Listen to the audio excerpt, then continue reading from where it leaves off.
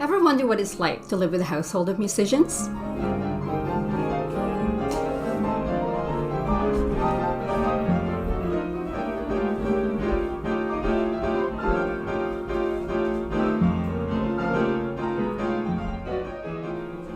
As a pianist who teaches out of her home, I feel like I live on the Grand Central Station with people coming in and out of the house every day. Add to the mix a husband who is constantly practicing and teaching, and 4 other kids who play.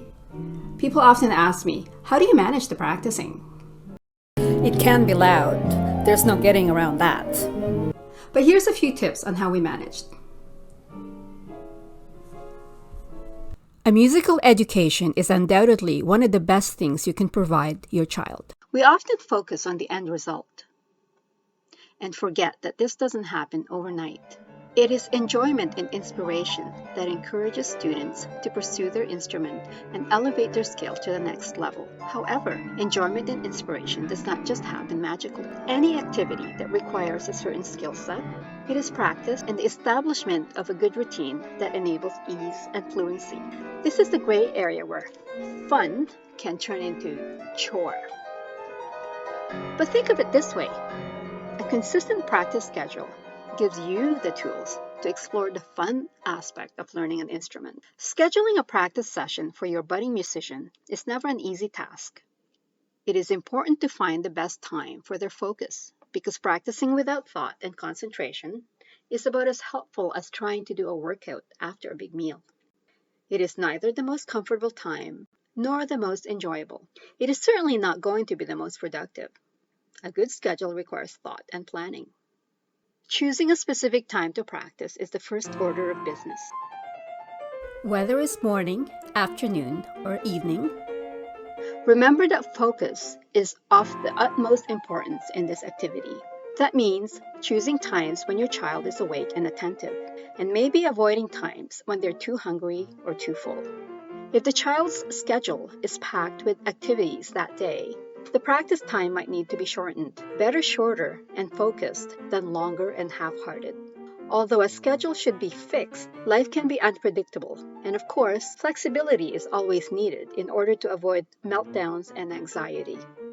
Learning an instrument requires a certain level of skill, and unfortunately, there is no other shortcut to this. Once a schedule has been set, it is important to make sure it is done consistently. Consistent practicing is the key to playing well. Although our kids were busy with all sorts of after-school activities growing up, one of our most important rules is that they had to fit in the practice of their instrument daily. It was a bit of a tough sell for them at times. There were fights about it, and the path wasn't always straightforward. However, once they accepted that, there was constant music playing daily. By the time our youngest came around, he did not know a day that did not involve practicing music. What does one do when there are multiple family members needing practice time? Well, if you have only one instrument for everyone, then drafting a master schedule is a definite must. More on this topic later. Having an instrument for everyone would be ideal, but not always practical, since the cost of having and maintaining multiple instruments in your home can be a bit difficult on the bank account. However, with time, planning, and lots of saving, this can be a saving grace for some families. When my husband and I got married, the main practicing issue would be over who got to use the baby grand. Years later, the issue became finding time on the piano for myself, a full-time piano teacher, my husband, and our 4 kids. Scheduling practice time was pretty straightforward when they were just learning. It was more a question of who could we get to practice. But once they advanced to higher levels and started to find great enjoyment in playing, the decision to practice became theirs. It was now an issue of not having enough hours in the day. The days of convincing them to practice turned into sibling competition as they fought over who would get the rooms when everyone wanted to practice.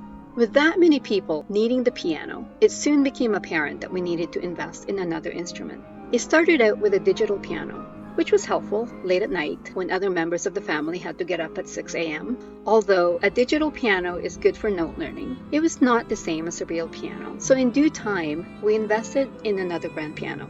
With it came the additional cost of more doors and better soundproofing. In the process, we lost our dining room. But hey, it made life that much easier. Creating a designated room for practicing is equally important because it gives a specific purpose to the person who uses it. If one practices in just any room, chances of distraction are high. I'm sure this is a phenomenon that many have experienced over the past year while working from home. If the practice room is a living room or a family room with no doors, other noises in the house can easily detract from one's focus. Music is found in the notes we play, but also in the silence between them. And so, it is important to have a space where your child can focus and be free of other noise. In my family's case, we are all pianists. There was high demand for a room with sufficient soundproofing because a grand piano is very loud. 2 pianos are even louder. 3 pianos make the hallway sound like a music conservatory. You can hear it in the basement and you can hear it on the second floor. You can even hear it outside the house. I made some heavy curtains in the room in the hopes of absorbing the sound better. We have our library of music books in the rooms that also help dampen the resonance. The other practice room houses both my husband's first piano as well as our baby grand. Thankfully, the carpet in that room absorbs much of the sound. Another thing to try is to put up soundproofing panels or acoustic foams on the walls to deflect sound from filtering through the walls into the other rooms. Our kids all learned to play a band instrument at school. The basement was reserved for such instruments because they were very loud. So the basement was the best place to filter away any extra piano noise and vice versa. It was the place to practice the cello, French horn, trombone, alto sax, or the bassoon. Most recently, it's been the best place to practice the electric guitar, especially with the amp on full volume.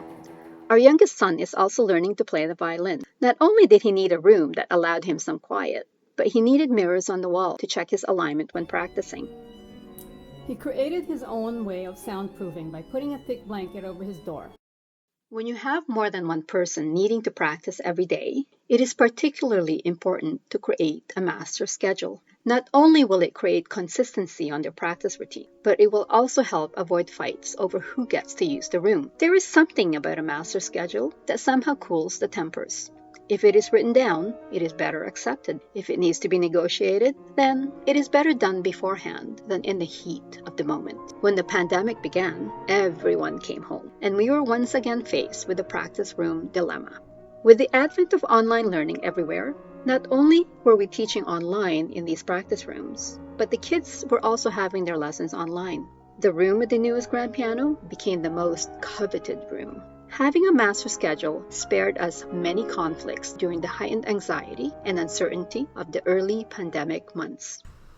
There are times when it is just impossible to find a room or time for practicing. Whatever the reason may be, it does happen, and the best way to get around it is to find other ways to practice. Practicing away from the instrument has its own merits. Running music through your head is a good way to test memory. It allows you to mentally run through your pieces without relying on your muscle memory. Being able to visualize your entire score will help prevent memory slips in the heightened state of performance. Practicing with just a score is equally helpful. It is a good way to rehearse your music when you do not have any other physical ways or opportunities to do so. Another way to practice away from your instrument is to listen to recordings. Whether it is a recording of a famous musician or your own recording, both can be a great learning experience. Often, people spend a lot of time playing and not enough time listening. Listening while performing is not an easy skill to do, especially if you are overly concerned with making sure you play the right notes. Listening to recordings allows one to practice critical listening. Listening to different interpretations allows one to take ideas that inspire. Listening to your own audio or video recordings allows the benefit of hearing and seeing what worked well and what needs improving. Often, what we think we are doing in our heads doesn't always translate to real performance. When you can learn to perform and listen to yourself, you will begin to grow as an artist. It can highlight the importance of being self-critical in a way that is productive to your growth, both musically and personally. Most of our piano rooms are used for practicing, lessons, or recording. Often, schedules change, so one must be flexible and have other means of practicing. This skill may prove useful in ways you don't expect. When my daughter went to the CFMTA National Piano Competition, she only had a limited amount of practice time available to her. Instead, she spent a good chunk of her afternoons doing mental practicing in our hotel room. To my amazement and obvious relief, she was able to give a solid performance.